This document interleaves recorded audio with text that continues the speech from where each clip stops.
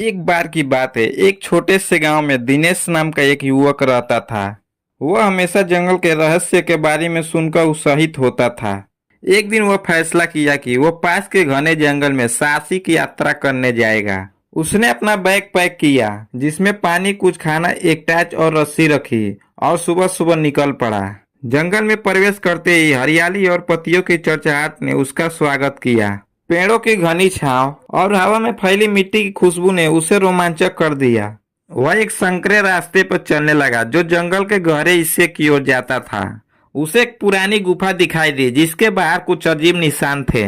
उसका मन उत्सुकता से भर गया और वह गुफा के अंदर जाने का फैसला किया। गुफा में बहुत ही अंधेरा था और उसकी टॉर्च की रोशनी केवल कुछ ही फीट आगे दूर तक दिखाई देती थी। जैसे ही वो आगे बढ़ा, एक हल्की सी गुड़गुड़ाहट उसे सुनाई दी। दिनेश का दिल जोर जोर से धड़कने लगा। उसने सोचा, क्या वह कोई जंगली जानवर है। उसने धीरे धीरे कदम बढ़ाया और देखा कि एक छोटा सा तेंदुआ का बच्चा वहां पर फंसा हुआ है। उसका पंजा एक चट्टान के नीचे दब गया था। दिनेश ने बिना डरे उसकी मदद करने का फैसला किया।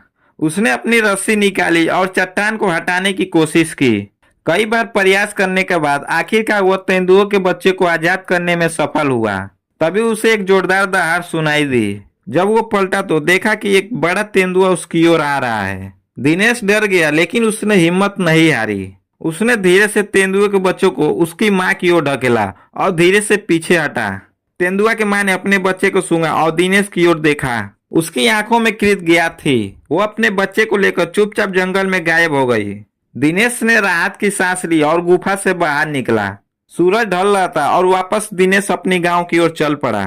जंगल की यह यात्रा दिनेश के लिए रोमांचक थी। उसने केवल एक रोमांचक अनुभव प्राप्त किया, लेकिन यह भी सीखा कि हिम्मत और दया से किसी भी मुश्किल का सामना किया जा सकता है। गांव लौटकर उसने अपनी कहानी सबको सुनाई और लोग उसकी बहादुरी की तारीफ करने लगे।